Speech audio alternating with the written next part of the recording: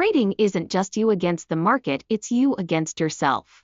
The real enemy isn't the chart in front of you, it's the hidden fears, impulses, and old emotional baggage you've never dealt with. You can have the perfect entry strategy, flawless indicators, and a rulebook that looks bulletproof, but when pressure hits, those buried parts of you will break through and take control. I learned that the hard way. One quiet night, while my family slept, I sat in the kitchen watching $1 million, my real savings, vanish in slow motion. I wasn't reckless. I followed every rule, kept a detailed trading plan, meditated, journaled every move, and still blew up my account twice. That's when I realized discipline wasn't saving me, it was just hiding the parts of myself I didn't want to face. Because when the bills are due, when you need that trade to work, discipline evaporates and desperation takes over. The market doesn't care about your plan, it cares about the real you. It will strip away your strategies and expose the truth of who you are. And most traders don't meet that person until it's far too late. You think you're trading charts, but you're really trading yourself, your fears, beliefs, and hidden scars. If those wounds stay buried, they'll hijack your trades and drain your account. The market is just a mirror, reflecting what you believe you deserve. For years, I blamed bad luck and imperfect systems, but the truth was harsher. The market was neutral. I was the unstable one. Losing $1 million wasn't just failure, it was the price of finally meeting the real me, the one hiding under the disciplined trader mask. The truth is, you're not one trader, you're a rotating cast. There's the calm strategist, the anxious gambler, the revenge seeker, the FOMO addict. One morning, you're Warren Buffett. By afternoon, you're a casino junkie, and by week's end, you're an emotional wreck. And every version of you has full access to your capital. The market doesn't care which one shows up, it just reflects them back to you.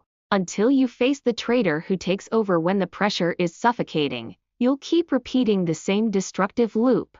That night, I lost everything, but I also found something more valuable than any winning streak: the truth. And the truth doesn't care about your ego, your followers, or your perfect charts, it just wants you to stop lying to yourself. To stop performing discipline and start confronting your identity. So if you're still listening, ask yourself, who's really trading my account? Because until you can answer that, no strategy will save you. It gets darker before it gets lighter, and in that darkness, that's where the truth lives.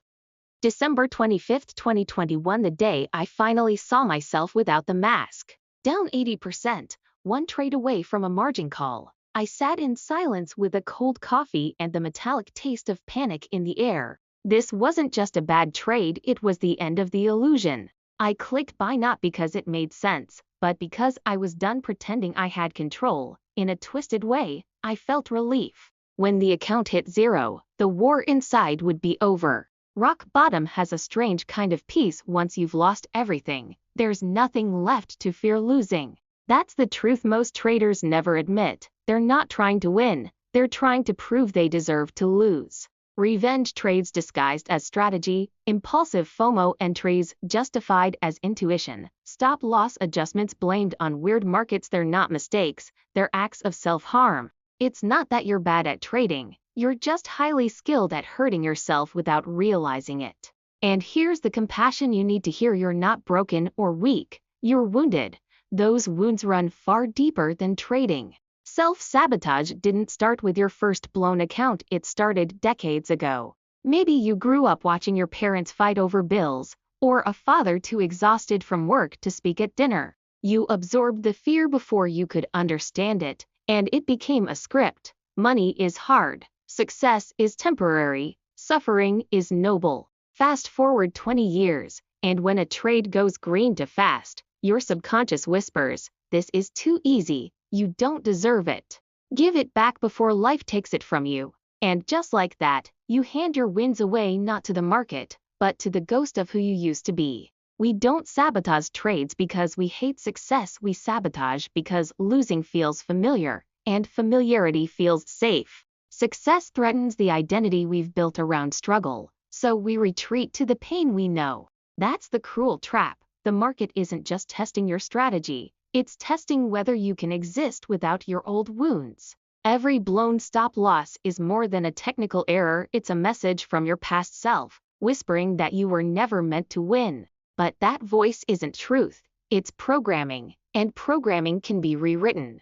The real fear isn't losing money, it's facing freedom. Freedom demands responsibility, self-worth, and letting go of the belief that struggle is noble. If you grew up thinking money corrupts or ease is unearned, winning will feel dangerous, like standing at the edge of a cliff. So you run back to loss because it's safe, but you weren't born to relive childhood trauma through candlestick charts. You're here to grow, to trade with clarity, to win without guilt, and to rewrite your story both in trading and in life. The next time you feel the urge to take a reckless trade, chase a loss, or back away from profit, pause and ask, am I really trading right now, or am I replaying an old pain? When you can answer that honestly, your entire approach to trading will change. That's when the real work begins, not with another indicator, but with facing the part of you that's been holding the mouse this whole time. When you blow up a trade and think, what the hell was I thinking? The truth is, you weren't thinking. Not with the part of your brain that plans, strategizes, or follows rules. You were in survival mode, and survival mode doesn't care about profits, logic, or your long-term goals. You're not just one trader, you're three, each with its own agenda, fighting for control. Trader 1, the reptile, 500 million years old.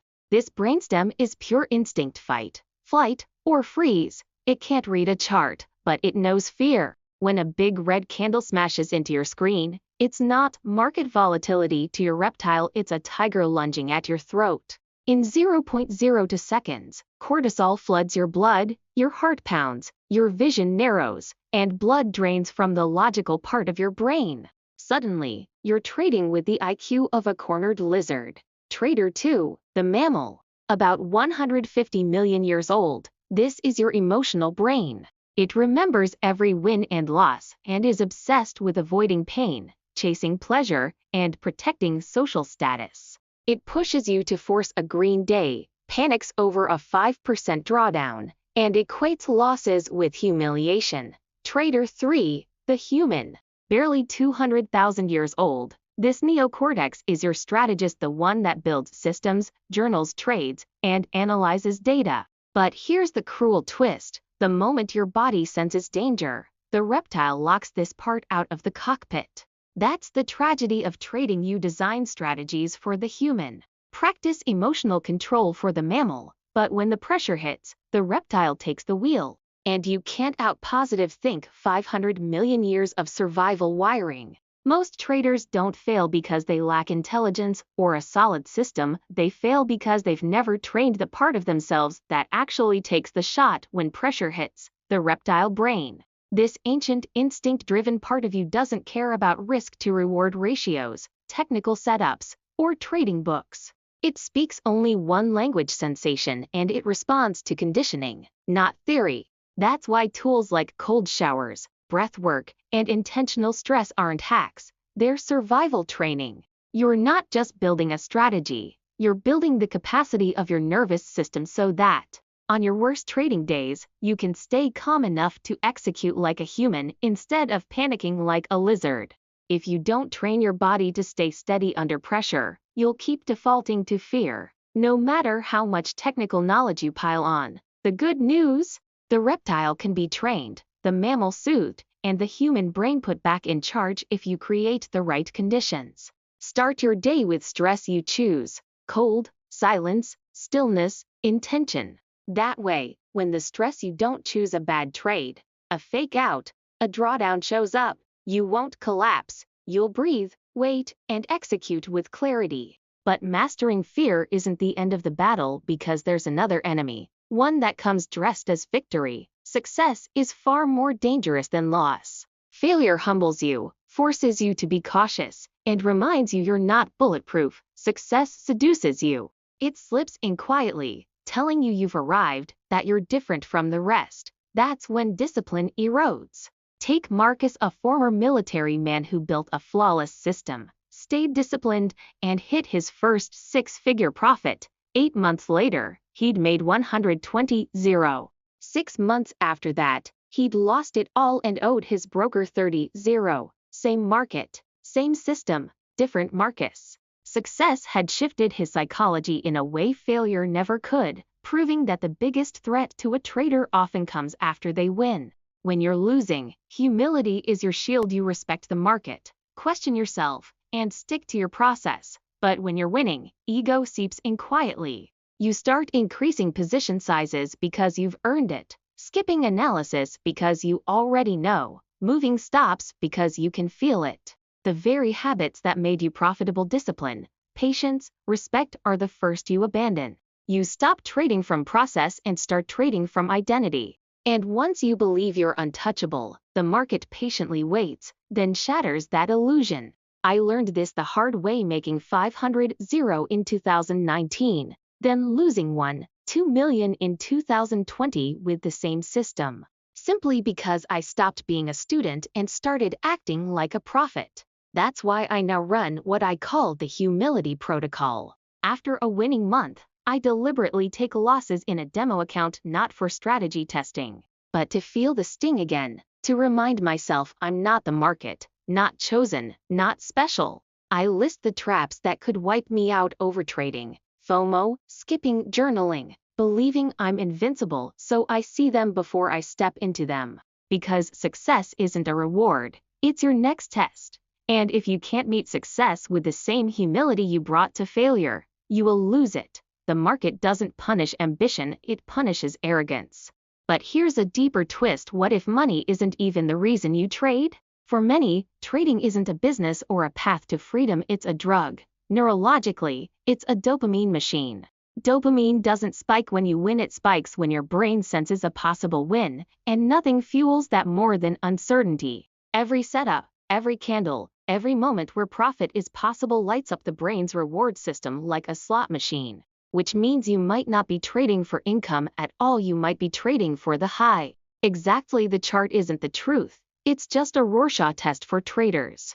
The same candle becomes hope to one, fear to another, proof to a third, and noise to a fourth. The market itself is neutral, it doesn't care, it doesn't judge, it doesn't mean anything until you bring your meaning to it. The bull trap guy? He's probably been burned by fake breakouts before, so every spike feels like a setup for pain. The breakout incoming trader?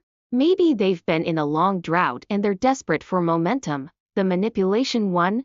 They might see conspiracy in every move because that belief protects them from admitting they were simply wrong. And the I'm waiting trader? That's someone who's learned that no setup is better than a bad setup, or maybe they're just frozen by indecision. Same market, 4 different movies playing in people's heads. And here's the kicker: the market doesn't change to fit your story. Your story changes how you react to the market. Which means that every time you open a trade, you're not just testing your system, you're testing yourself. Most traders think they're battling volatility, liquidity, or the algos. In reality, they're battling the parts of themselves they haven't yet faced: the fear, greed, impatience, overconfidence, self-doubt. The market just gives those parts a stage. And until you can see the difference between the chart and your projection onto the chart, you're not really trading reality, you're trading your reflection. The patterns you're repeating aren't market patterns, they're you patterns. Traders don't see the market, they see their own psychology reflected in it. The chart is neutral, but each person brings their beliefs, emotions, and personal story, filtering what they perceive. Fear spots danger, greed sees opportunity, anger finds manipulation, and desperation looks for salvation. When your inner world is calm, you see structure and opportunity. When it's chaotic, you see confusion and traps. Trading isn't about pattern recognition, but state recognition, because you don't trade the market, you trade your internal state. Every trade, win or loss, is feedback not on your technical edge but on your beliefs and self-image. Until you rewrite that inner script, no system or indicator will change your results. The market acts as a mirror, reflecting back patterns you live out unconsciously: fear of loss, disbelief in your worth, or the need to prove yourself. The real work isn't in mastering setups, but in mastering yourself. By regularly reflecting on the story you traded from, identifying the emotions behind your actions, and stripping away bias. You move from being a victim of the market to a student of your own mind. Eventually, you see trading not as a way to beat the system, but as a tool for self-awareness, breaking old patterns, and evolving beyond the limits you've carried since childhood. Trading isn't really about charts, indicators, or beating the market. It's about you, your beliefs, your patterns, and how you respond under pressure. The market isn't punishing you. It's reflecting the unconscious systems you've been running since childhood, the need to struggle to feel worthy, to prove yourself, to tie success to suffering. When you finally see this, you realize trading was never the end goal, but the mirror and teacher revealing who you truly are. Most traders play the finite game, chasing milestones, tying identity to outcomes, burning out after the next losing streak. The infinite game is different. You trade to keep playing, to evolve, to deepen self-awareness. Success isn't measured in dollars but in calm, clarity, and conscious growth. You stop trading to fix your life and start trading to meet yourself, finding stillness, confidence, and peace. In the infinite game, there's no finish line, only the next breath, the next moment of awareness, the next conscious trade, and that is enough.